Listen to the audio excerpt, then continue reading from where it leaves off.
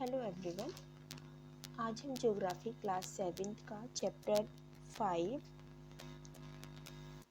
The atmosphere को start करने वाले हैं। The atmosphere is thick gases envelope. Atmosphere क्या है? बेसिकली हमें बचपन से ही यही बताया गया है और यही पढ़ाया भी गया है। जब हम छोटी क्लासेस में थे आप हो तो क्या बताया जाता है कि atmosphere is a mixture of gases, यानी कि एटमॉस्फेयर क्या है? ये गैसेस का एक मिक्सचर है। That means a combination of different gases. For example oxygen, carbon dioxide, nitrogen, argons, helium etcetera collectively known as atmosphere. तो एटमॉस्फेयर क्या है? एटमॉस्फेयर एक थिक गैसेस एनवलप है जो अर्थ को चारों ओर से घेरती है और ग्रेविटेशनल फोर्स के थ्रू अर्थ सरफेस से क्या है ये अटैच्ड है।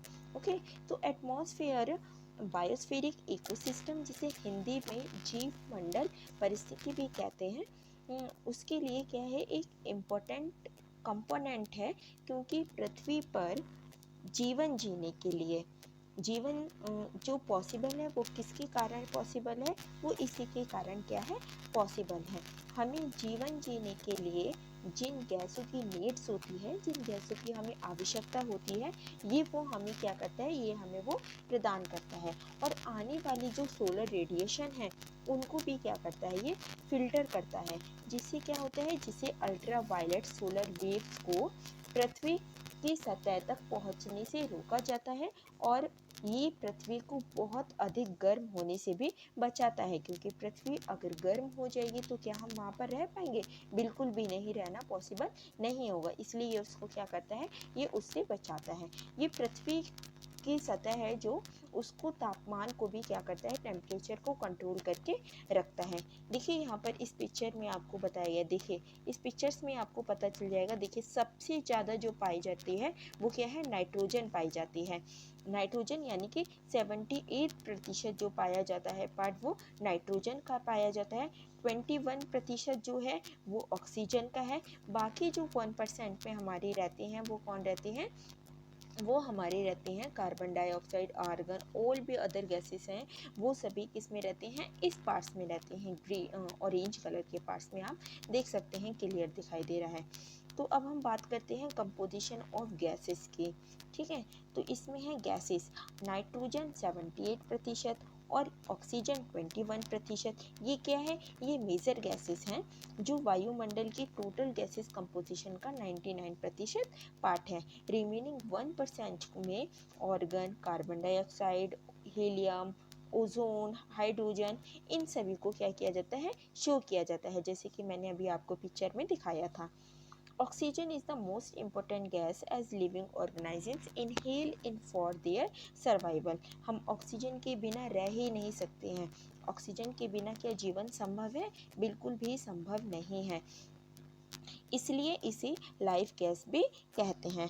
और कंबशन के लिए ऑक्सीजन बहुत इम्पोर्टेंट है, क्योंकि बिना ऑक्सीजन के आप फायर प्रोड्यूस कर ही नहीं सकते हैं।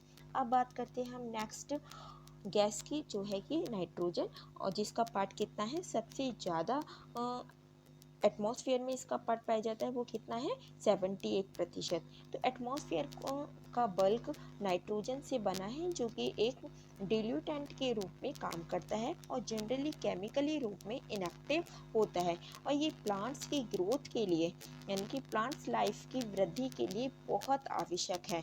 ये डायरेक्टली तो नहीं पहुंचाता है प्लांट्स को, ये क्या करता है, इनडायरेक्टली जड़ों के माध्यम से ये पहुंचती है। ओके, नेक्स्ट है कार्बन डाइऑक्साइड। तो ये अनदर इम्पोर्टेंट गैस है जिसका यूज़ फोटोसिंथेसिस के लिए प्लांट द्वारा फूड बनाने के लिए किया जाता है। और ये अर्थ की जो अधिकांश रेडिएंट एनर्जी है उसको क्या करता है, एब्जॉर्ब करता है और इसे वापस पृथ्वी पर रेडिएट्स करता है, यानी कि फैलाता है। इस ये जो प्रकाश है, इस प्रकाश का ये लोअर एटमॉस्फेयर को इंक्रीज करता है और इसे ही क्या कहते हैं, इसे ही हम ग्रीन हाउस गैस कहते हैं।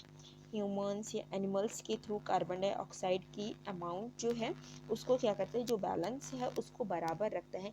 लेकिन आजकल पता है क्या हो रहा है, आजकल इंडस्ट्री ऑर्गेनाइजेशन के कारण आजकल पेड़ों की कटाई बहुत ज़्यादा हो रही है और कारखाने दिन प्रतिदिन बढ़ते जा रहे हैं, जिससे क्या हो रहा है, हमारा जो एटमॉस्फेयर है उसमें बैलेंस नहीं हो पा रहा है। कार्बन डाइऑक्साइड और जो ऑक्सीजन का बैलेंस पहले रहता था ना, क्योंकि पहले इतनी ज़्यादा इंडस्ट्री नहीं थे, प्लांट्स बहुत ज़्यादा थे, ट्रीज बहुत ज़्यादा थे, लेकिन अब क्या हो रहा है, अब उनके अंधाधुंध कटाई की जा रही है, जिसके कारण जो बैलेंस है एटमॉस्फेयर में इन गैसेस का वो बिगड़ता जा रहा है। तो इसके कारण क्या हो रहा है, इसी पॉल्यूशन बहुत ज़्यादा बढ़ रहा है, इंडस्ट्री के आ जाने से पॉल्यूशन बहुत ज़्यादा बढ़ रहा है। इससे क्या हो रहा है, हमारा जो बैलेंस है एटमॉस्फेयर में गैसेस का वो कैसा हो रहा है, इम्बैलेंस हो रहा है। नेक्स्ट अगर हम गैस की बात करें तो वो है ओजोन गैस। ओजोन गैस क्या है, ओजोन गैस सूर्य से निकलने वाली पराबैंगनी किरणों में से अधिकांश को क्या कर लेती है, एब्जॉर्ब कर लेती है, जिसके कारण क्या होता है, जिसके कारण अर्थ को बहुत गर्म होने से बचाया जा सकता है।